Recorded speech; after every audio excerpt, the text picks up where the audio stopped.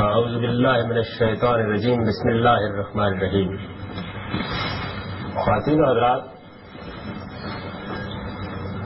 اب سے چند روز بعد رمضان کا مہینہ شروع ہو جائے گا. نبی صلی اللہ علیہ وسلم کی جو روایات رمضان سے متعلق نقل ہوئی ہیں ان سے معلوم ہوتا ہے کہ آپ شعبان میں رمضان سے متعلق بعض نصائح فرمایا کرتے تھے. میں نے بھی اس طرح یہ خیال کیا کہ معمول کے درس کا سلسلہ روک کر حضور صلی اللہ علیہ وسلم کے ان ارشادات کو آپ کے سامنے شرح و وضاحت سے پیش کر دوں. چنانچہ مشکات کی کتاب الصوم سے بعض روایات میں بیان کر رہا ہوں. ان روایات سے یہ واضح ہوگا کہ رمضان کی کیا اہمیت ہے، یہ تربیت کا مہینہ مسلمانوں سے کس توجہ کا تقاضا کرتا ہے، اللہ تعالیٰ نے جو روزے اس میں فرض کیے ہیں ان سے کیا مقصود ہے، اور یہ غیر معمولی عبادت جو مسلمانوں کے لیے بڑے احتجاج کا باعث بنتی ہے، اللہ تعالیٰ کی نگاہ میں کیا اہمیت رکھتی ہے. اتنی بات تو ہم روزمرہ مشاہدہ کرتے ہیں کہ عام دنوں میں مسلمانوں میں نیکی اور خیر کے لیے جتنی کچھ بھی طلب ہوتی ہے وہ اس مہینے کے آتے ہی بہت بڑھ جاتی ہے. یہ معلوم ہوتا ہے کہ ہر شخص میں خیر کی طرف لپکنے کا ایک دائیا ہے جو امٹ پڑا ہے، اور وہ اس مہینے کی برکات کو زیادہ سے زیادہ سمیٹ لینا چاہتا ہے. مسجدوں میں بہت رونق ہو جاتی ہے، نمازوں کی طرف لوگوں کا بہت رجوع ہو جاتا ہے، اللہ کی عبادت، اللہ تعالیٰ کا ذکر، اللہ تعالیٰ کی یاد، یہ سب چیزیں غیر معمولی طریقے سے بڑھ جاتی ہیں. قرآن مجید سے یہ بات معلوم ہوتی ہے کہ جہاں تک روزے کا تعلق ہے یہ تو تمام شرائع اور تمام امم میں رہا ہے. یعنی اللہ تعالیٰ نے جو کچھ بھی اپنی شریعت نازل کی ہے، جن پیغمبروں پر بھی نازل کی ہے، اس میں یہ عبادت موجود رہی ہے. چنانچہ روزے کی جو آیات قرآن مجید کی سورہ بقرہ میں آئی ہے ان کی ابتدائی یہاں سے ہوتی ہے کہ کتب علیکم الصیام کما کتب علی الذین من قبلکم، یعنی تم پر اسی طرح روزے فرض کیے گئے ہیں جس طرح تم سے پہلی قوموں پر روزے فرض کیے گئے تھے. اس سے یہ بات بھی معلوم ہوتی ہے کہ خواہ ان کی تعداد کچھ بھی رہی ہو لیکن بہرحال یہ ایک فرض عبادتی کی حیثیت سے تمام شرائع میں موجود رہے. ہمارے پاس جو کچھ تاریخی مواد روزے کے بارے میں موجود ہے اس کا بھی مطالعہ کرنے سے یہی بات معلوم ہوتی ہے کہ تمام امتوں میں کسی نہ کسی طریقے سے یہ عبادت رہی ہے. اور اگر غور کیا جائے تو یہ صاف واضح ہوتا ہے کہ اس دنیا میں انسان کو جس آزمائش میں اللہ تعالیٰ نے ڈالا ہے وہ آزمائش بنیادی طور پر کیونکہ یہی ہے کہ ایک طرف ہمارے کچھ جسمانی تقاضے ہیں جن میں ہماری جبلتیں پوری قوت سے ہم پر حملہ آور ہوتی ہیں اور یہ چاہتی ہیں کہ ہم ان کے سامنے سرنگوں ہوں، اور دوسری جانب کچھ ہمارے روحانی تقاضے ہیں، یعنی ہمارے اندر اللہ تعالیٰ نے جو اصل شخصیت ودیت کی ہے کچھ اس کے تقاضے ہیں، اور وہ تقاضے عقلی بھی ہیں، علمی بھی ہیں، فکری بھی ہیں، نفسی بھی ہیں. ان تقاضوں کو پورا کرنے کے لیے بھی ہمارے اندر دائیات رکھے گئے ہیں. ہم ان کی جانب بھی لپکتے ہیں، کچھ توجہ دلائی جائے تو ان پر بھی کام دھرتے ہیں. وہ تقاضے بھی اندر سے زور کرتے ہیں اور ہم یہ محسوس کرتے ہیں کہ ہمیں ان کو بھی پورا کرنے کے لیے کچھ نہ کچھ کرنا چاہیے. یہ دونوں چیزیں ایک تصادم پیدا کیے رہتے ہیں ہماری شخصیت میں. روزہ ہمارے اس جسمانی تقاضوں کے عمل کو بہت کمزور کرتا ہے.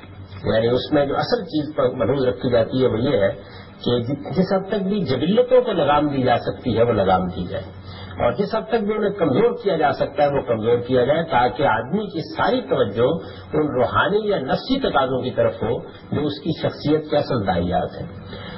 جس طریقے سے ہمارے جسمانی تقاضوں میں بہت سی جبلتیں ہیں کہ جن کی ہم غلامی پر مجبور ہو جاتے ہیں، بھوک ہے، جنس ہے اور اس طرح کی بہت سی چیزیں ہیں، اسی طریقے سے ہمارے نفسی تقاضوں میں یا ہماری اصل شخصیت کے تقاضوں میں ذکر خداوندی کو بڑی غیر معمولی اہمیت حاصل ہے. یعنی اللہ تعالیٰ یاد آئے, اللہ تعالیٰ یاد رکھا جائے, اللہ تعالیٰ کی یاد سے آدمی کا سینہ معمور رہے, وہ اللہ تعالیٰ کی یاد کی رغبت اپنے دل میں محسوس کرے, اس کو یہ احساس ہو کہ وہ اس زمین پر خدا کا بندہ ہے اور اسے اپنے رب کو یاد رکھنا ہے اور زندگی کے تمام مراحل میں یاد رکھنا ہے, اور یہ یاد اس کے لیے ایک لذیذ چیز بن جائے. یہ چیز روزہ بدرجۂ عدم فراہم کرنے کی کوشش کرتا ہے.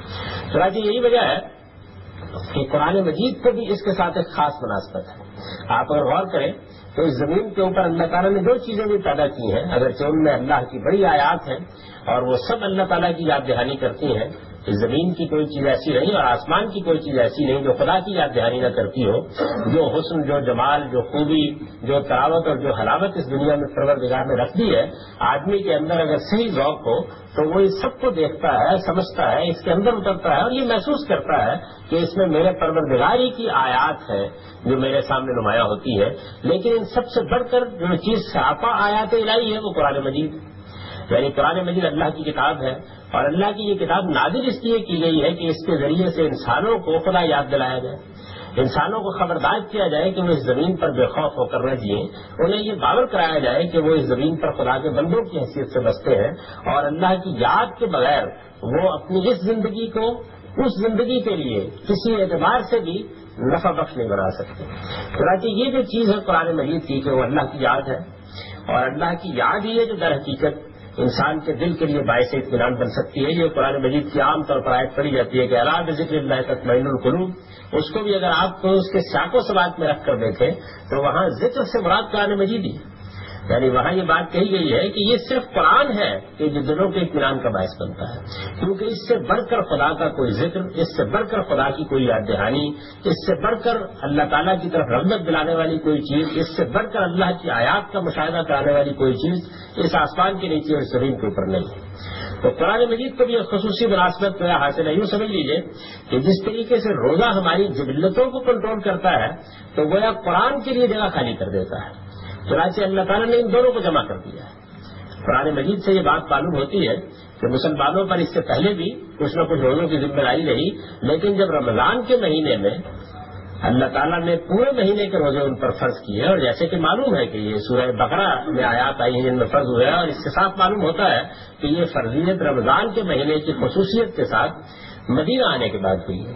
یعنی قرآن مجید کی جو ترتیب نزول ہے اس کے لحاظ سے یہ بات کم بیش واضح ہو جاتی ہے کہ اللہ تعالیٰ نے روزے کب مسلمانوں پر لازم کیے ہیں. تو قرآن مجید کے نزول کا مہینہ رمضان ہے. قرآن مجید کو رمضان کے ساتھ اس اعتبار سے غیر معمولی مناسبت ہے. دوسری جگہ اللہ تعالیٰ نے خود یہ بات واضح کر دی ہے کہ اسی رمضان میں وہ ایک رات تھی لیلۃ القدر جس میں قرآن مجید نازل کیا گیا ہے, اور وہ رات بھی اللہ تعالیٰ کے بڑی غیر معمولی اہمیت کی حامل ہے. اس رات میں اللہ تعالیٰ عظیم چیزوں کے فیصلے کرتے ہیں, اس میں بے شمار معاملات ہیں جو فرشتوں کے سپرد کیے جاتے ہیں, اور بہت سی ذمہ داریاں ہیں جو ان پر ڈالی جاتی ہیں. اللہ تعالیٰ بطور خاص بندوں کی طرف متوجہ ہوتے ہیں, اور اس رات میں اللہ تعالیٰ نے قوموں کے بارے میں اور انسانوں کے بارے میں بڑے بڑے فیصلے کیے ہیں. چنانچہ انہی فیصلوں میں سے ایک فیصلہ یہ بھی تھا کہ انسانوں کو آخری ہدایت کے طور پر قرآن مجید دیا جائے. چنانچہ قرآن مجید کے نزول کی رات بھی ہوئی ہے اور وہ رمضان ہی میں ہے. تو رمضان اللہ تعالیٰ کی یاد کا مہینہ ہے بنیادی طور پر, اور اللہ تعالیٰ کی یہ یاد ظاہر بات ہے کہ انسان کے لیے غفلت کا باعث, کیونکہ دنیا کی جبلتیں بن جاتی ہیں تو اس کی نماز وجہ ہو جاتی ہے. تو رمضان کے مہینے کو اس کے ساتھ وابستہ کر دیا گیا تاکہ ایک جانب جو انسان کے اندر بہیمیت کے تقاضے ہیں, حیوانیت کے تقاضے ہیں, اس کے جسمانی تقاضے ہیں, وہ کمزور کر دیے گئے.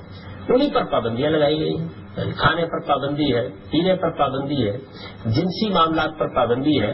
تو یہ پابندیاں خود بتاتی ہے کہ جتنی منظور جبلتیں انسان کے اندر موجود ہیں, ظاہر ہے کہ وہ شکم و فرض کی جبلتیں ہیں, ان پر پابندی عائد کر کے انسان کے اس پہلو کو اس کے سامنے نمایاں کیا جائے, اس کی توجہات کا مرکز اس پہلو کو بنایا جائے, اس کے اندر یہ روحانی احساس زندہ کیا جائے کہ اس کو روٹی اور پانی اور ان لذتوں کے بغیر بھی جینا ہے, اور اس کو اپنے اس پروردگار کو بھی پانا ہے جس کی معرفت کے لیے وہ اس دنیا میں بھیجا گیا ہے, اور اس کو اس کی بندگی کا بھی احساس اپنے اندر پیدا کرنا ہے, اور اس کی عبادت کی طلب بھی اپنے اندر جگانی ہے.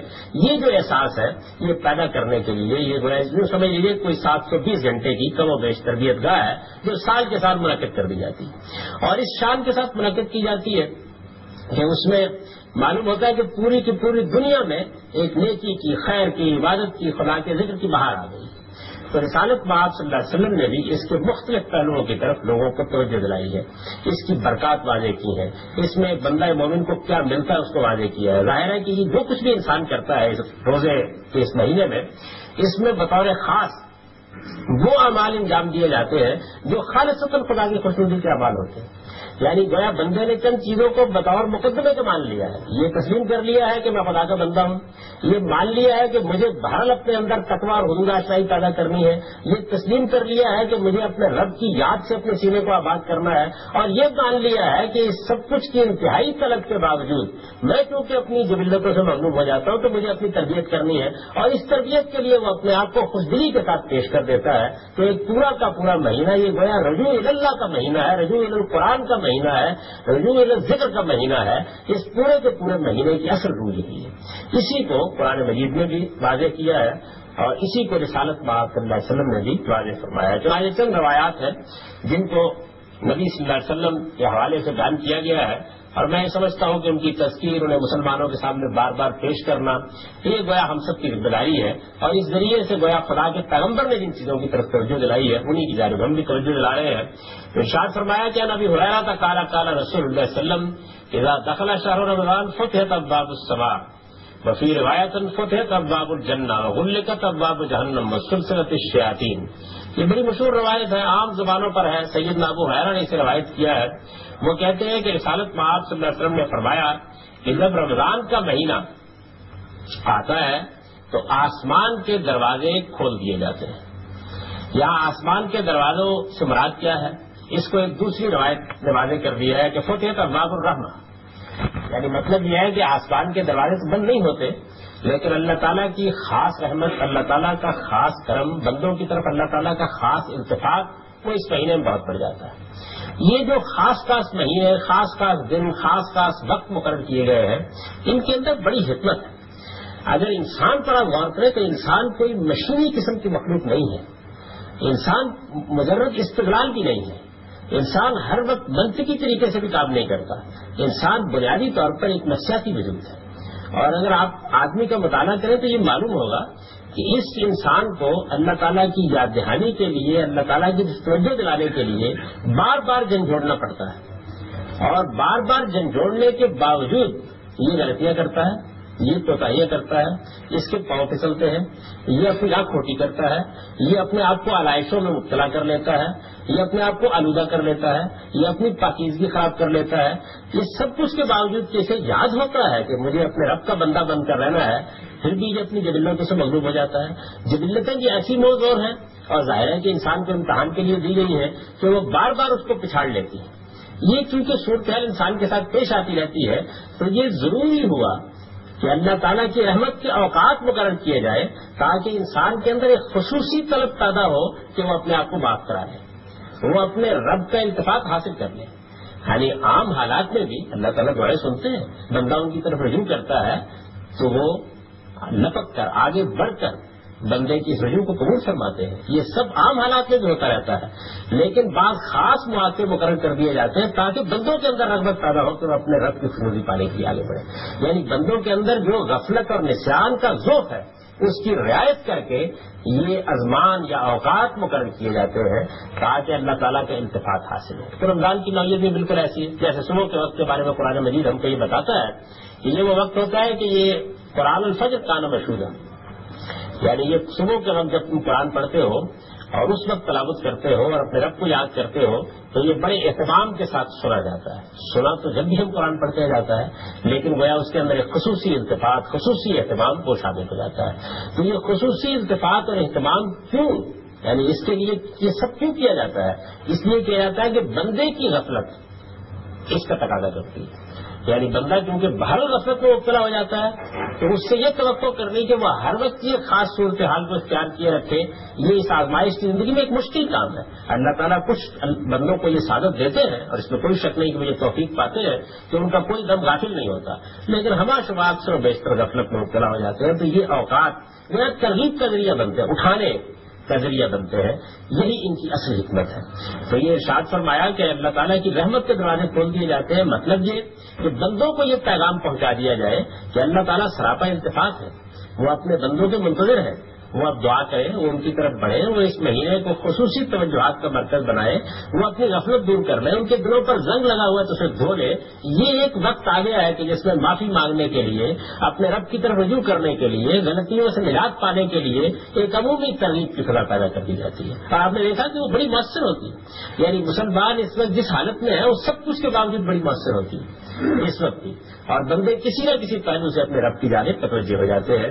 تو ارشاد فرمایا کہ داخلہ شہر رمضان فتحت ابواب السماء, یعنی یہ رمضان کا مہینہ ہے کہ جس میں اللہ تعالیٰ اپنی رحمت کے دروازے کھول دیتے ہیں, آسمان کے دروازے کھول دیتے ہیں. گویا اللہ تعالیٰ کی رحمت, اللہ تعالیٰ کا کرم, اللہ تعالیٰ کی عنایت, اللہ تعالیٰ کا فضل یہ اپنے جوبن پر آ جاتا ہے. اور بندہ اگر اس کی طرف رجوع کرے تو اللہ تعالیٰ گویا لپک کر اپنے بندے کو پکڑتے ہیں اور اس کی ضرورتوں کو, اس کی احتیاجات کو پورا کرتے ہیں, اس کی دعائیں سنتے ہیں. وہ اگر غفلت سے بیدار ہونا چاہتا ہے تو اسے توفیق دیتے ہیں, وہ معافی مانگنا چاہتا ہے اسے قبول فرماتے ہیں, اور اس کا اگلا رجوع بھی اس مہینے میں اس کے لیے بڑی خیر و برکت کا باعث بن جاتا ہے. تو ارشاد فرمایا غلقت ابواب جہنم, یہ گویا نتیجہ بیان ہوا ہے. یعنی ظاہر بات ہے کہ جس وقت بندوں کے لیے رحمت ہوگی اور بندے اس رحمت کی طرف لپکیں گے اور بندوں کے لیے اللہ تعالیٰ کا کرم اور نوازش اور التفات ہوگا تو جہنم کے دروازے بند ہونے چاہیے. یعنی یہ گویا اس کا نتیجہ یہ بیان کر دیا. یوں سمجھ لیجیے کہ اس میں نیکی اور خیر اس کی عمومی فضا اللہ تعالیٰ پیدا کرتے ہیں, اور یہ کوئی خدا کا خاص کرم ہے کہ بڑے غیر معمولی طریقے سے وہ فضا پیدا ہو جاتی ہے. گرد و پیش کا پورا ماحول نیکی کی طرف بڑھنا شروع کر دیتا ہے. آپ نے دیکھا ہوگا کہ بچوں میں, بوڑھوں میں, جوانوں میں, ہر شخص میں یہ گویا ایک التفات پیدا ہو جاتا ہے. اگر آدمی بالکل ہی اپنے دل کو زنگا رود میں کر لیا ہو تو وہ کسی نہ کسی حد تک متوجہ ہو جاتا ہے. وہ سلسلۃ الشیاطین, اور یہ فضا ایک اور نتیجہ بھی نکالتی ہے, اور وہ یہ کہ معلوم ہوتا ہے کہ شیطان کے پاؤں میں زنجیریں پڑ گئی. یعنی اب اس کا اغوا, اس کا بندوں کو گمراہ کرنا یہ کم سے کم تر ہوتا چلا جاتا ہے. تو رمضان کی اس فضا میں اللہ تعالیٰ کی جو رحمتیں خاص طور پر شامل ہوتی ہیں اس کو بھی بیان کر دیا حضور صلی اللہ علیہ وسلم نے, اور یہ بھی بتا دیا ہے کہ اگر بندوں کو ایک تربیت گاہ سے اللہ تعالیٰ گزارتے ہیں تو دوسری جانب جو انہوں نے آزمائش کے دائیات پیدا کیے ہوئے ہیں ان کو بھی کم کرتے ہیں. یہ ان کا کرم اور ان کی رحمت ہوتی ہے کہ شیاطین کے لیے بھی راستے کم کر دیے جاتے ہیں یا بہت حد تک بند کر دیے جاتے ہیں تاکہ بندے ایک عمومی فضا میں اپنی غفلت کو دور کر کے اپنے رب کی خوشنودی پالیں. وعن سہل بن سعد قال قال رسول صلی اللہ علیہ وسلم فی الجنت ثمانیۃ ابواب منها باب یسمى الریان لا يدخله الا الصائمون. سہل بن سعد کہتے ہیں کہ رسول اللہ صلی اللہ علیہ وسلم نے ایک مرتبہ یہ فرمایا کہ جنت میں 8 دروازے ہیں, ان میں ایک دروازہ وہ ہے کہ جس کا نام ریان ہے, اس میں صرف روزے دار ہی داخل ہوں گے. یہ چیز جو ہے یہ امور متشابہات میں سے ہم یہ تو نہیں جانتے کہ جنت میں دروازوں کی کیا نوعیت ہے اور اس میں داخلے کی کیا نوعیت ہے, لیکن یہ صاف معلوم ہوتا ہے بہت سی اور روایات سے بھی کہ یہ دروازے اللہ تعالیٰ کی طرف رجوع, اللہ کی عبادت, اللہ کی بندگی اور اس بندگی میں بندوں کے جو خصائص ہیں ان کے لحاظ سے مقرر کیے گئے. اور یہ بالکل واضح سی بات ہے کہ بعض لوگوں کے اندر نماز کی طرف بڑی رغبت ہوتی ہے, نوافل کی طرف بڑی رغبت ہوتی ہے, بعض لوگوں میں روزوں کی طرف بڑی رغبت ہوتی ہے, بعض لوگوں میں تعلیم و تعلم کی طرف بڑی رغبت ہوتی ہے. تو یہ فطری بات ہے کہ جو چیزیں بھی اللہ تعالیٰ نے خیر کی, نیکی کی, حسن کی اس دنیا میں پیدا کر رکھی ہوئی ہیں اور جن کی طرف اللہ کے پیغمبروں نے انسان کو توجہ دلائی ہے انہی کے لحاظ سے اللہ تعالیٰ نے اپنی جنت کے بھی دروازے بنائے ہیں, اور ان جنت کے دروازوں کی گویا رغبت دلائی جاتی ہے کہ بندے ان کی طرف لپکے اور ان کے ذریعے سے خدا کی اس عظیم بادشاہی, اس ابدی بادشاہی کو پانے کی جدوجہد کریں. وعن ابی ہریرہ قال قال رسول اللہ صلی اللہ علیہ وسلم من صام رمضان ایمانا واحتسابا غفر له ما تقدم من ذنبه ومن قام رمضان ایمانا واحتسابا غفر له ما تقدم من ذنبه ومن قام ليلة القدر ایمانا واحتسابا غفر له ما تقدم من ذنبه. یہ جو روایت ہے جس کے الفاظ میں نے آپ کے سامنے پڑھے یہ وہ ساری روح کو بیان کر دیتی ہے. یعنی رمضان کا مہینہ ایک طرف تربیت کا ذریعہ بنتا ہے, یہ انسانوں کے اندر تقویٰ پیدا کرنے کا ذریعہ بنتا ہے، انہیں حدود آشنا بناتا ہے، انہیں بتاتا ہے کہ انہیں اپنی بہیمیت کو اور اپنے حیوانی تقاضوں کو کس طرح کنٹرول کرنا ہے. یہ بتاتا ہے کہ جو داعیات ان کی فطرت میں خیر کے لیے رکھے گئے ہیں ان کو اگر وہ اپنے ہاں نمایاں کرنا چاہتے ہیں تو اس کے لیے انہیں کیا جدوجہد کرنی ہے. یہ سب چیزیں یہ کرتا ہے. لیکن جو کچھ بھی اس کا نتیجہ نکلتا ہے وہ یہ ہے کہ جو فضا اس میں پیدا ہوتی ہے، جیسے کہ پہلی روایت میں ہم نے دیکھا، وہ فضا اصل میں ایمان و احتساب کا ذریعہ بن جاتی ہے، اور ایمان و احتساب لازماً خدا کی مغفرت کا ذریعہ بن جاتا ہے. چنانچہ اسی کو اس روایت میں بہت اچھی طرح واضح فرمایا ہے. یہ ابو ہریرہ رضی اللہ عنہ کی روایت ہے. وہ کہتے ہیں کہ رسول اللہ علیہ وسلم کا ارشاد ہے کہ جس نے رمضان کے روزے رکھے ایمان اور احتساب کے ساتھ، یعنی یہ چیز بھی ہے کہ یہ روزے محض کوئی رسم پوری کرنے کے لیے نہیں رکھے گئے، اس لیے نہیں رکھے گئے کہ مجھے 12 مسلمانوں کی معاشرتی زندگی میں جینا ہے، چلیے رمضان کا مہینہ آ گیا ہے تو اس میں اٹھنا ہی پڑے گا. یہ ایمان کے داعیات کے تحت رکھے گئے ہیں، یعنی یہ خیال کر کے رکھے گئے ہیں کہ میں خدا کا بندہ ہوں اور میں اس پروردگار کو مانتا ہوں اور مجھے بہرحال اس کے سامنے ایک دن پیش ہونا ہے، اور وہی میرا آقا اور وہی میرا مالک ہے، اور اسی آقا اور اس مالک کی خوشنودی کے لیے مجھے دنیا میں زندگی بسر کرنی ہے. ایمان کی اس کیفیت کے ساتھ، توحید کے اس احساس کے ساتھ، خدا کے حضور میں پیشی کے اس تصور کے ساتھ اگر کوئی آدمی روزے رکھتا ہے، پھر دوسری چیز کیا، میں احتسابہ، یعنی اس مہینے کو وہ اپنے لیے ماہ احتساب بنا لیتا ہے. یہ چیز اس پر غلبہ پاتی ہے کہ جو کچھ بھی مجھ سے غلطیاں اور کوتاہیاں ہوئی ہیں، بہرحال میں انسان ہوں، ان غلطیوں اور کوتاہیوں پر مجھے اپنا جائزہ لینا ہے اور یہ دیکھنا ہے کہ میں ان سے کیسے نجات پا سکتا ہوں. تو جو شخص بھی اس احساس کے ساتھ روزے رکھتا ہے، یعنی ایک طرف یہ کہ جو محرک ہے وہ ایمان ہے، وہ خدا کی بندگی کا احساس ہے، وہ اپنے پروردگار پر یقین ہے، اس پروردگار کے حضور میں پیشی کا یقین ہے، اس احساس کے ساتھ وہ رمضان کے مہینے کا استقبال کرتا ہے اور یہ سمجھتا ہے کہ یہ ایک مہینہ ایسا آ گیا ہے کہ جس مہینے میں مجھے اپنے ایمان کی اس قسط کی آبیاری کرنی ہے. اس میں اگر کوئی چیز ایسی داخل ہو گئی ہے جو ایمان کے منافی ہے تو اس کو نکالنا ہے، اگر کوئی زنگ لگ گیا ہے تو اسے دھو دینا ہے، جس جگہ کوئی خرابی واقع ہو گئی ہے اسے مجھے دور کر دینا ہے. یہ احساس ہے جو ایمان کا احساس ہے. یعنی اگر آدمی خدا کو مانتا ہے اور خدائی کو اپنا خدا مانتا ہے تو ظاہر ہے کہ یہ چیز اس میں پیدا ہوگی. اور پھر یہ کہ اس کا ایک لازمی نتیجہ یہ ہے کہ اس کی نگاہ اپنی غلطیوں پر پڑے گی. وہ یہ دیکھے گا کہ میں نے زندگی بسر کر چکا ہوں اس سے پہلے، اس میں کہاں کہاں مجھ سے کوتاہی ہوئی ہے. تو یہ مہینہ ایک طرف ایمان کے اظہار کا مہینہ ہے، یعنی گویا ایمان جو کچھ اندر چھپا ہوا ہے وہ اس مہینے کے آتے ہی اپنے مالک کے سامنے واضح ہونا شروع ہو جاتا ہے. معلوم ہوتا ہے کہ آدمی کے اندر ایک چیز موجود تھی، وہ چیز تھی کہ جس کو ایک خاص فضا کی ضرورت تھی، جیسے ہی وہ پیدا ہوئی ہے تو اب معلوم ہوتا ہے کہ اس ایمان نے اس کی زندگی کا احاطہ کر لیا، اس کی پوری شخصیت کا احاطہ کر لیا. اور دوسری جانب یہی ایمان اپنے رب کے حضور میں پیشی کا خوف پیدا کرتا ہے. یعنی یہ جس طرح ایک مثبت پہلو اپنے اندر رکھتا ہے اسی طریقے سے ایک منفی پہلو بھی اپنے اندر رکھتا ہے. یہ جیسے یہ چاہتا ہے کہ اپنے رب کی طرف بندہ لپکے، اسی طرح اس کو یہ احساس دلاتا ہے کہ تم ایک دن اس کے حضور میں پیش ہونے والے ہو تو یہ جو کچھ پہلے کرتے رہے ہو اور جو شب و روز تم نے گزارے ہیں اپنی معیشت میں، معاشرت میں، اپنی تہذیب میں، اپنی ثقافت میں، اپنے خاندان میں، گھر میں، بازار میں، منڈی میں، اس میں تم نے کیا کیا ہے؟ تم نے اپنے نفس کو آلودہ کیا ہے یا اسے پاکیزہ بنایا ہے؟ تم نے اپنی روح کو اپنے پروردگار کی طرف متوجہ کیا ہے یا اس کے اوپر بہیمیت کا خول چڑھا دیا ہے؟ کیا کیا ہے تم نے اس پوری زندگی کے اندر؟ تو آدمی کو اپنے گناہ یاد آتے ہیں، اپنی کوتاہیاں یاد آتی ہیں، اپنی لغزشیں یاد آتی ہیں. تو یہ مہینہ اس کے لیے احتساب کا مہینہ بننا چاہیے، یعنی ایمان کے اظہار کا مہینہ اور احتساب کا مہینہ. تو ارشاد فرمایا کہ جس نے رمضان کے روزے رکھے اس ایمان و احتساب کے ساتھ، یعنی یہ سب سے اہم بات ہے جس کی طرف رسالت پاک صلی اللہ علیہ وسلم نے توجہ دلائی. یہ الفاظ بتا رہے ہیں کہ یہ پیغمبر کے الفاظ ہیں، وہی اس شان کے ساتھ اس ساری بات کو 2 لفظوں میں سمیٹ دیتے ہیں. حضور صلی اللہ علیہ وسلم نے فرمایا نا کہ اٹھی تو جوامع الکلم، مجھے جامع ترین بات کہنے کی صلاحیت دی گئی ہے.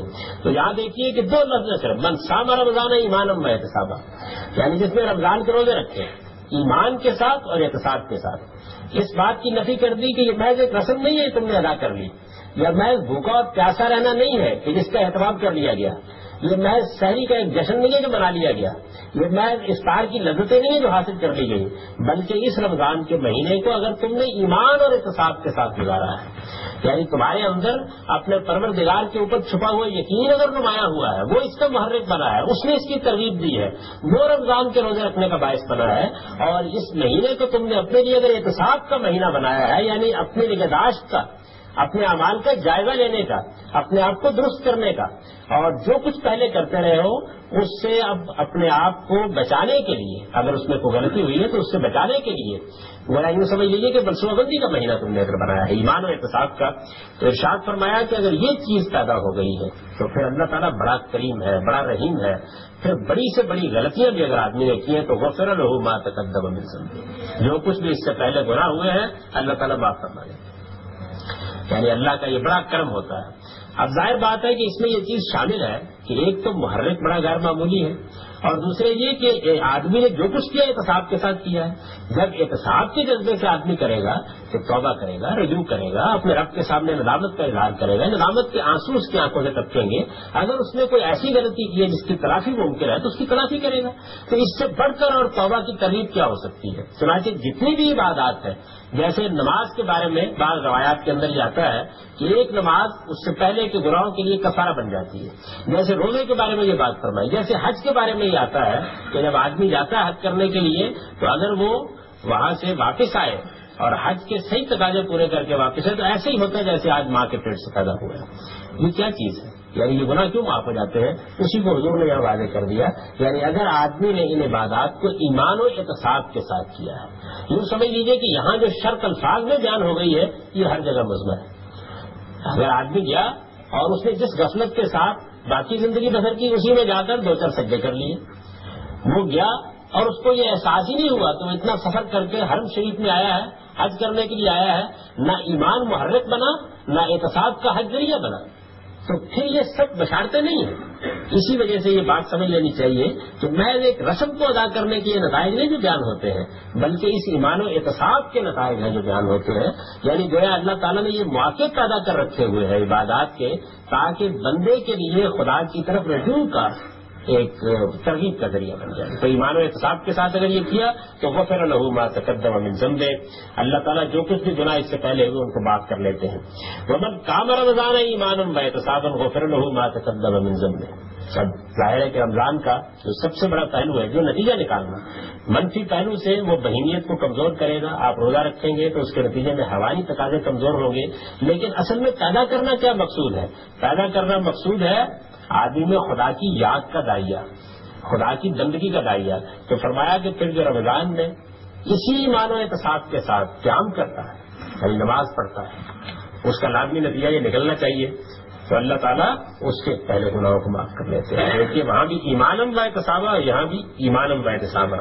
پھر اسی رمضان میں لیلۃ القدر آتی ہے تو ارشاد فرمایا کہ من قام لیلۃ القدر ایمانا واحتسابا غفر لہ ما تقدم من ذنبہ۔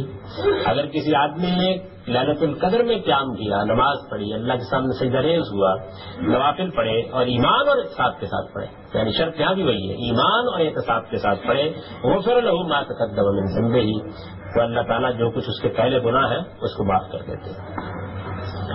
وعنہ قال قال رسول اللہ صلی اللہ علیہ وسلم كل عمل ابن آدم يضاعف الحسنة بعشر أمثالها إلى 700 ضعف قال الله تعالى إلا الصوم فإنه لي وأنا أجزي به يدعو شهوته وتعبه من أجري للصائم فرحتان فرحة عند فطره وفرحة عند لقاء ربه ولخلوف فم الصائم عند الله أطيب عند الله من ريح المسك والصيام جنة وإذا كان يوم صوم أحدكم فلا يرفث ولا يسخب فإن صابه أحد أو قاتله فليقل إني امرؤ صائم۔ یہ بہت غیر معمولی روایت ہے۔ رسالت میں آپ صلی اللہ علیہ وسلم کا ارشاد ابو ہریرہ کہتے ہیں کہ حضور نے فرمایا کل عمل ابن آدم یضاعف الحسنة بعشر أمثالها إلى 700 ضعف، یعنی اللہ تعالیٰ کے ہاں جب آدمی صحیح نیت کے ساتھ عمل کرتا ہے، کوئی نیکی اور خیر کا عمل کرتا ہے تو اللہ تعالیٰ اس کی اس نیکی اور خیر کو بڑھاتے ہیں۔ یعنی برائی کے بارے میں تو اللہ تعالیٰ کا قانون یہ ہے کہ بس جو آدمی نے برائی کی ہے اس کے لحاظ سے بالکل انصاف کے مطابق اس کو اس کی جزا مل جائے جو کچھ بھی اس نے کیا ہے، لیکن نیکی کے معاملے میں اللہ تعالیٰ اپنے کرم اور فضل سے اجر کو بڑھا دیتے ہیں، یعنی اس میں انصاف پر بات نہیں رکھی جاتی، بلکہ اللہ تعالیٰ انصاف کے مطابق جو اجر ہے وہ تو دیتے ہی ہیں، پھر اپنے کرم اور اپنے فضل سے اپنی عنایت سے زیادہ اجر دیتے ہیں. یہ بات قرآن مجید میں بھی بیان ہوئی ہے، انفاق کی آیات میں بیان ہوئی ہے، دوسرے مقامات پر بیان ہوئی ہے کہ اللہ تعالیٰ نیکی کے اجر کو اپنے کرم اور فضل سے بڑھا دیتے ہیں. تو ارشاد فرمایا کہ یہ جو بڑھنے کا عمل ہے یہ 10 گنا سے لے کر یہ 700 گنا تک ہوتا ہے. ظاہر ہے کہ یہ کس اصول پر ہوتا ہے؟ یہ نیکی کے حالات، اس کے محرکات، اس کے مواقع، اس کے محل کے لحاظ سے ہوتا ہے. ایک نیکی آدمی عام حالات میں کرتا ہے، ایک بڑی نازک صورتحال میں کرتا ہے. ایک نیکی آدمی اس وقت کرتا ہے کہ جب اس کے لیے صحت بھی ہوتی ہے، دولت بھی ہوتی ہے. ایک نیکی اس وقت کرتا ہے کہ جب اس کے سارے راستے بند ہوتے ہیں. ایک نیکی آدمی اس وقت کرتا ہے کہ جب اس کے گرد و پیش کے ماحول میں فضا ایسی ہوتی ہے کہ جس میں نیکی کی آواز بلند ہو رہی ہوتی ہے. اور ایک اس وقت کرتا ہے کہ جب چاروں طرف بدعتوں کا غرولہ ہوتا ہے، خدا سے انحراف ہوتا ہے، اللہ تعالیٰ کے پیغام کو لوگوں نے پس پش ڈال دیا ہوتا ہے، سوسائٹی بصیرت مجموعی شیطان کے شکنجے میں آئی ہوئی ہوتی ہے. تو ظاہر ہے کہ حالات کے لحاظ سے، مواقع کے لحاظ سے نیکی اور نیکی میں بڑا فرق واقع ہو جاتا ہے. تو اسی کے لحاظ سے اللہ تعالیٰ اس کا اجر بڑھا دیتے ہیں. یعنی جو نیکی عام حالات میں کی گئی ہے اس کا اجر کم رہتا ہے، اور جس میں حالات، مواقع، آدمی کی آزمائش، وہ کس صورتحال میں تھا، اس کی ذہنی کیفیت کیا تھی، وہ کس طرح اٹھا، کیسے اس نے ایک نیکی کو انجام دیا، اسی کے لحاظ سے اس کا اجر بہت بڑھ جاتا ہے. یہی چیز ہم نے پچھلے دنوں پڑھی حدیث میں کہ مسجد میں آدمی آتا ہے تو ایک آدمی تو اٹھا، مسجد گھر کے ساتھ کیا گیا، لیکن ایک شخص نے رات کے وقت اٹھ کر دور دراز کا سفر کیا ہے، بہت دور نماز پڑھنے کے لیے گیا ہے. تو حضور نے فرمایا کہ اس میں تو ایک ایک قدم کے اوپر جو اجر ملتا ہے اس کی طرف نگاہ کرو، کیوں مسجد کے قریب گھر بنانے کی توجہ کر رہے ہو، فرمایا نا بعض لوگوں کو. تو یہ ظاہر ہے کہ حالات اور مواقع کا لحاظ ہے. ایسے ہی اس زمانے کے بارے میں بعض روایتوں کے اندر آتا ہے کہ رسالت پاک صلی اللہ علیہ وسلم نے فرمایا کہ بھائی اس میں نیکی کی نوعیت بہت تبدیل ہو جائے گی. صحابہ کرام سے کہا کہ تمہارے مقابلے میں اس زمانے میں نیکی کی قدر و قیمت بہت بڑھ جائے گی، اس لیے کہ تم کو تو حالات ایسے میسر ہیں کہ جس میں خیر اور نیکی کا ایک ماحول ہے. میں تمہارے درمیان موجود ہوں، لیکن وہ وقت آئے گا کہ جب دجال کا غلغلہ ہوگا، دنیا کے اندر انسان کے لیے نیکی کی ترغیبات ختم ہو جائیں گی اور اس کے طرح طرح کے فلسفے اور دوسری چیزیں اس کے ذہن کو متاثر کر رہی ہوں گی. اس موقع کے اوپر جو لوگ نیکی کریں گے ان کو اس کا اجر اس سے کہیں زیادہ ملے گا. تو یہی بات یہاں بھی ارشاد فرمائی کہ آدمی کا جتنا بھی عمل ہے اللہ تعالیٰ اس کو بڑھاتے ہیں. نیکی اور خیر کے اعمال میں وہ اضافہ کرتے ہیں، اس کے اجر میں اضافہ کرتے ہیں، اور یہ 10 گنا سے لے کے 700 گنا تک ہوتا ہے. اللہ تعالیٰ نے فرمایا کہ اس سے روزہ مستثنا ہے. یعنی یہ جو قانون ہے کہ ایک نیکی کی گئی اور اس نیکی کا اجر اللہ نے بڑھانا شروع کر دیا، 10 گنا بڑھایا، 20 گنا بڑھایا، یہاں تک کہ وہ 700 گنا تک بڑھا دیتے ہیں. حضور نے فرمایا کہ اللہ تعالیٰ نے مجھے یہ بتایا ہے کہ الا الصوم، کہ روزہ اس سے مستثنا ہے. آپ فرمائیں کیا روزے کا اجر اتنا ہی ملتا ہے اتنا رکھتے ہیں؟ دیکھیے کیا دل نواز اللہ تعالیٰ کی بشارت ہے. فرمایا فإنہ لی وأنا أجزی بہ، روزہ میرے بندے نے خاص میرے لیے رکھا ہے اور وہ نہیں جانتا کہ میں اس کو کیا اجر دوں گا. اس کا یعنی اس کا جو اجر ہے اس کی کوئی قدر و قیمت ہی نہیں. یعنی 700 گنا کیا چیز ہے وہ 7000 گنا تک پہنچ سکتا ہے. یعنی اس کو اللہ نے خاص اپنے لیے رکھا ہے. عاجزی بھائی مطلب یہ ہے کہ اللہ تعالیٰ کا کرم، اللہ تعالیٰ کی عنایت اپنے آخری مقام پر پہنچ جائے گی روزے کا اجر دیتے ہوئے. میں نے اس سے پہلے بھی اس روایت کے بارے میں چند باتیں واضح کرنے کی کوشش کی تھی. ایک تو یہ کہ یہ جو اس میں بات بیان کی گئی ہے کہ الصوم لی یا فإنہ لی وأنا أجزی بہ، تو گویا یہ اللہ تعالیٰ کا جو خاص کرم ہے، خاص التفات ہے، روزے کی جو خاص حیثیت ہے اس کو بھی بیان کرتا ہے، اور اس اللہ تعالیٰ کا جو التفات اس کے نتیجے میں حاصل ہوگا اس کی غیر معمولی حیثیت کو بھی یہ روایت بیان کرتی ہے. یعنی اس کے اندر جو بات بیان کی گئی ہے وہ یہ کیوں کہا گیا کہ روزہ میرے لیے. آپ اگر غور کریں تو جتنی بھی دوسری عبادات ہیں ان ساری عبادتوں کے اندر 2 چیزیں آپ دیکھتے ہیں. ایک تو یہ کہ وہ انسان کے اندر جو فطری داعیات ہیں انہی پر مبنی ہوتی ہے. یعنی خدا کی عبادت کا داعیہ ہمارے اندر موجود ہے، اس کے لحاظ سے ہم نماز پڑھتے ہیں. اللہ تعالیٰ کی عبادت کا داعیہ موجود ہے، اس کی طرف لپکتے ہیں، جاتے ہیں، حج کرتے ہیں، دوسرے امور انجام دیتے ہیں. میں نے یہی معاملہ دین کی باقی ہدایات کا ہے. یعنی دین کی جتنی باقی ہدایات ہیں ان سب کے لیے عرض ہمارے اندر موجود ہے، اس کو ایک خاص صورت دین میں دے دی جاتی ہے اور انسان عقل سے، علم سے سمجھ سکتا ہے کہ یہ چیز ایسی ہے کہ یہ مجھے کرنی چاہیے. یہ واحد چیز ہے کہ جو خالصتاً تربیت کے نقطۂ نظر سے کی جاتی ہے. یعنی دین میں گویا یہ ایک زائد ذمہ داری ہے جو آدمی، چنانچہ اس کے اندر آپ دیکھیے کہ جائز چیزوں پر پابندی لگتی ہے. یعنی کھانا پینا کوئی ممنوعات میں سے نہیں ہے، وہ بند ہو جاتا ہے. میاں اور بیوی کا تعلق کوئی ممنوعات میں سے نہیں ہے، اس پر پابندی لگ جاتی ہے. تو بندہ یہ جو آگے بڑھ کر اقدام کرتا ہے تو کس لیے کرتا ہے؟ اس لیے کرتا ہے کہ وہ اپنے مالک کی خوشنودی حاصل کرنا چاہتا ہے. روزے کی اس پہلو کو خاص طور پر نمایاں کیا. دوسری چیز یہ ہے کہ باقی جتنی عبادات ہیں ان سب عبادات میں اور سب نیکی کے کاموں میں کچھ نہ کچھ بارن ضرور ہوتا ہے اس کا دوسرے انسانوں کے لیے. یہ رہتا ہی بندے اور خدا کے درمیان. یعنی آدمی لوگوں کے سامنے جس طرح بھی آئے، بہرحال یہ ایک ایسی حقیقت ہے کہ جس حقیقت کا اس کو علم ہوتا ہے یا اس کے پروردگار کو علم ہوتا ہے. تو دونوں ہی پہلوؤں سے یہ بڑی غیر معمولی عبادت ہے. اس وجہ سے فرمایا کہ یہ میرے لیے خاص عبادت ہے. بندہ میری ترغیب پر، میری خوشنودی کے لیے، خاص میرے لیے اور میری یہاں سے تربیت پانے کے لیے اس کو انجام دیتا ہے. چنانچہ اس کا اجر بھی میں ہی دوں گا، اور یہ میں ہی جانتا ہوں کہ کیا اجر دوں گا. میرے بندے کو یہ اطمینان رکھنا چاہیے کہ نیکیاں بڑھائی جائیں گی ساری کی ساری، اور 700 گنا تک بڑھائی جائیں گی، لیکن اس کو میں بڑھاؤں گا. اور کیا کہنے ہیں کہ جب خود پروردگار کسی نیکی کو بڑھائے گا اور اس کا اجر دے گا، یعنی اس کے اجر کی کوئی نہایت نہیں. اور آگے اس کو واضح کیا یدو شہوت وہ کام و ملجلی، وہ کیا کرتا ہے، وہ زندگی کے اندر جو چیزیں میں نے جائز ٹھہرائی ہیں دونوں کو بیان کر دیا.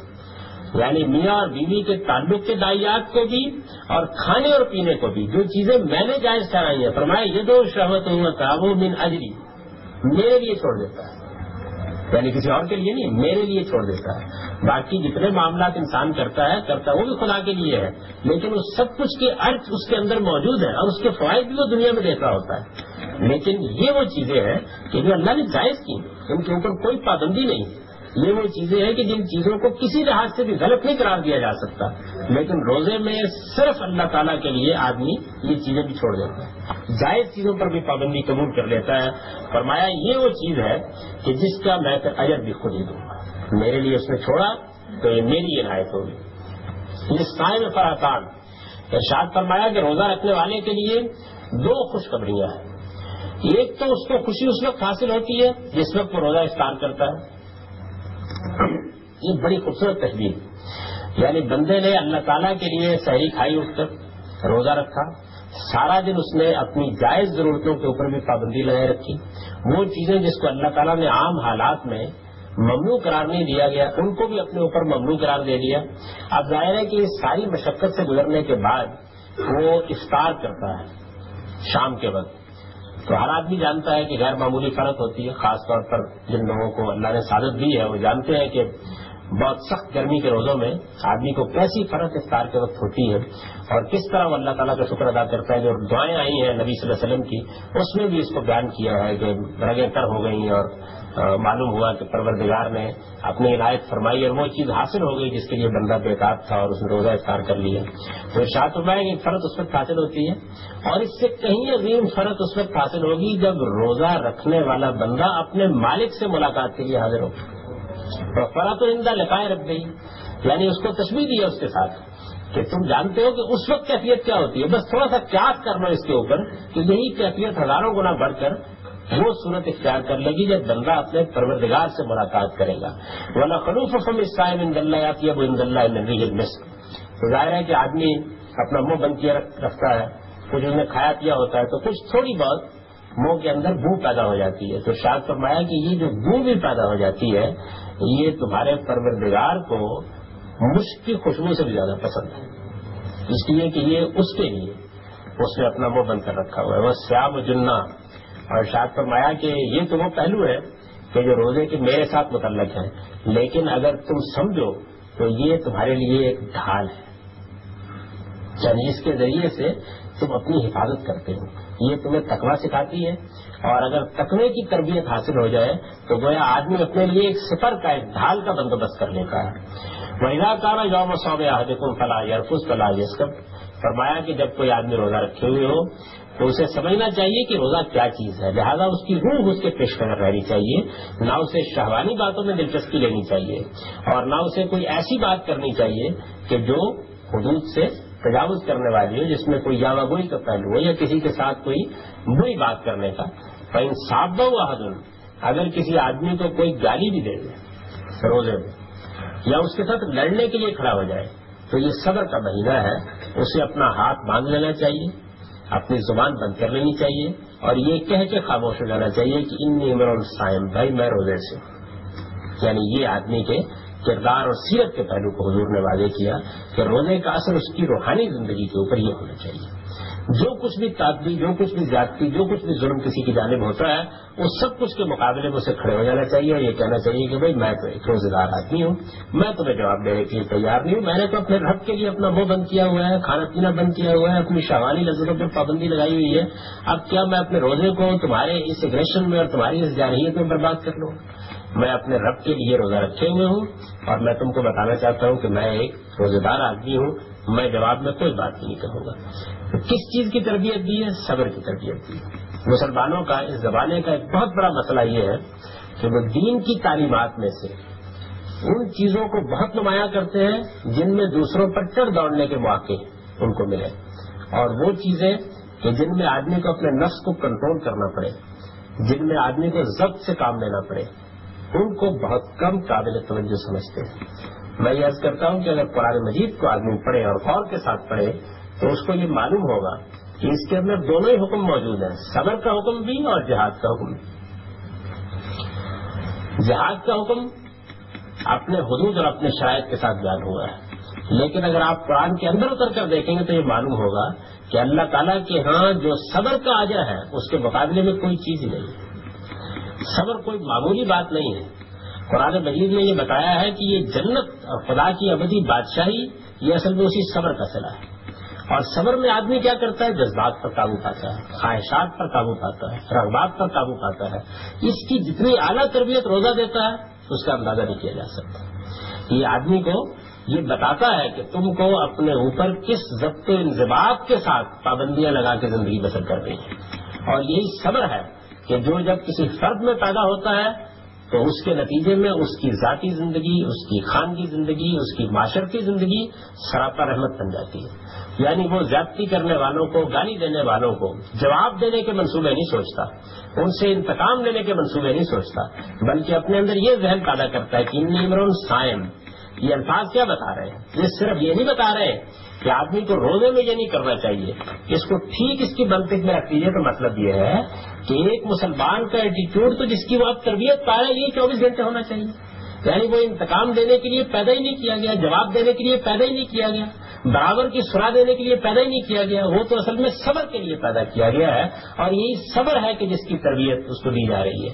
یہاں دیکھیے یہ نہیں ارشاد فرمایا کہ تمہیں اپنی طرف سے کوئی بات نہیں کرنی چاہیے، کہیں صابہ وہ حد الوقات نہ ہو، یعنی انتہائیں دو لینی ہے۔ کوئی آدمی اس کو گالی دینے پر اتر آیا ہے، برا بھلا کہنے پر اتر آیا ہے، سب و شتم کرنے پر اتر آیا ہے، یہاں تک کہ اس سے لڑنے کے لیے اتر آیا ہے، تو فل یقل اس کو چاہیے کہ جواب میں کہے کہ انی امرؤ صائم، بھائی میں تو ایک روزہ دار ہوں۔ یعنی معلوم ہوا کہ روزہ صبر ہے اور صبر ہی کی تربیت دیتا ہے، اور صبر ہی حقیقی تقویٰ ہے، اور اللہ تعالیٰ نے بالکل ٹھیک قرآن مجید میں یہ فرما دیا کہ میری جنت اور میری ابدی بادشاہی یہ کس چیز کی جگہ ہے؟ بما صبر ہوں، یہ اصل میں صبر کی جگہ ہے۔ اور قرآن مجید میں اللہ تعالیٰ نے یہ فرمایا ہے، جگہ جگہ یہ فرمایا ہے کہ ہم اقدام کا حکم تو کبھی کبھی دیتے ہیں، یعنی جہاد اور قتال اور اس طرح کے جو احکام ہیں یہ تو اپنی خاص شرائط کے ساتھ کبھی کبھی آتے ہیں، اور بڑی کڑی شرائط کے ساتھ آتے ہیں جب اللہ تعالیٰ کی خصوصی حکمت کے تحت کوئی چیزیں حاصل کرنا مقصود ہوتا ہے۔ اصل میں جو دین کی ہدایت ہے وہ تو صبر ہے، اور وہ صبر جو ہے وہ کوئی معمولی درجے کی چیز نہیں ہے۔ اور یہ بھی سمجھ لیجئے کہ صبر کوئی ایسی پیسو چیز نہیں ہے، بلکہ یہ استقامت اور ثابت قدمی کا نام ہے۔ یعنی آدمی نے اپنے جذبات کو کنٹرول کر لیا ہے، اپنے آپ کو ایک ضبط میں باندھ لیا ہے، اور وہ حدود سے تجاوز کرنے کے لیے تیار نہیں۔ کیسی زیادتی کیوں نہ ہو جائے، وہ یہ سوچتا ہے کہ میرے مالک کے تقاضے مجھ سے کیا ہیں۔ جب یہ چیز انفرادی سطح پر پیدا ہوتی ہے تو میں نے عرض کیا کہ اس کا حسن آدمی کی خانگی، معاشرتی، انفرادی زندگی میں نمایاں ہوتا ہے۔ جب یہ قوموں کے اندر نمایاں ہوتی ہے تو قوموں کو تخریب کی بجائے تعمیر کے راستے پر ڈال دیتی ہے۔ یعنی یہ صبر ہی ہے کہ جو قوموں کو تعمیر کے راستے پر ڈالتا ہے۔ یہ اصل میں ان کو جس وقت کسی قوم کے اوپر کوئی برا وقت آتا ہے تو اس برے وقت کے اندر یہ حقیقت پسند بناتا ہے یہ بتاتا ہے کہ اس وقت اگریشن تک کوئی نتیجہ نہیں نکلے گا، جارحیت تک کوئی نتیجہ نہیں نکلے گا، اس وقت تخریب کا کوئی نتیجہ نہیں نکلے گا، اس وقت جواب کا کوئی نتیجہ نہیں نکلے گا، اس وقت اپنے جذبات پر قابو پا کے تعمیر کا کام انجام دے دیا جائے۔ چنانچہ یہ صبر قوموں کے لیے رفعت کا باعث بن جاتا ہے۔ پوری تاریخ انسانی کو پڑھے تو یہ معلوم ہوگا کہ قوموں کو رفعت جب حاصل ہوئی ہے تو صبر کے نتیجے میں حاصل ہوئی ہے، یعنی ثابت قدمی کے ساتھ اپنی تعمیر میں لگ جانا، یہ صبر ہے۔ اپنے موقف کو آپ نے سمجھا، اپنے مقاصد کو سمجھا، اپنے پیش نظر جو کچھ بھی آپ نے رکھنا تھا اس کو رکھا اور ثابت کرنے کے ساتھ اس کے اوپر ڈٹ گئے۔ اس کے بعد کسی آدمی نے آپ کے اندر انگیخت پیدا کی، کسی آدمی نے برا بھلا کہا، کسی آدمی نے آپ کی عزت کو چیلنج کر دیا، وقار کو چیلنج کر دیا، آپ نے کہا کہ یہ ٹھیک ہے، یہ سب معاملات ہو جائیں گے لیکن اس وقت مجھے اپنی تعمیر کرنی ہے۔ تو یہ اپنی تعمیر کا جو عمل ہے یہ جو ان جملوں کے اندر چھپا ہوا ہے کہ آدمی نے ساری تقریب کے جواب میں کھڑے ہو کر یہ کہتے ہیں انی امرؤ صائم، میں اس وقت اپنی تربیت میں مصروف ہوں۔ اس کا ترجمہ کیجئے تو کیا معنی ہے؟ انی امرؤ صائم، میں اس وقت اپنی تربیت میں مصروف ہوں۔ کاش مسلمانوں کو یہ توفیق حاصل ہو جائے کہ وہ کم سے کم 50 سال کے لیے دنیا کو قوموں کو یہ کہہ سکیں کہ میں اس وقت اپنی تربیت میں مصروف ہوں۔ تو آپ دیکھیے پھر اس کے بعد نتائج کیا نکلتے ہیں، لیکن یہ ایک مشکل کام ہے، یہ بھی مشکل کام ہے جو بیان کیا ہے اور وہ بھی مشکل کام ہے۔ اقول قولی ھذا واستغفر اللہ لي ولکم۔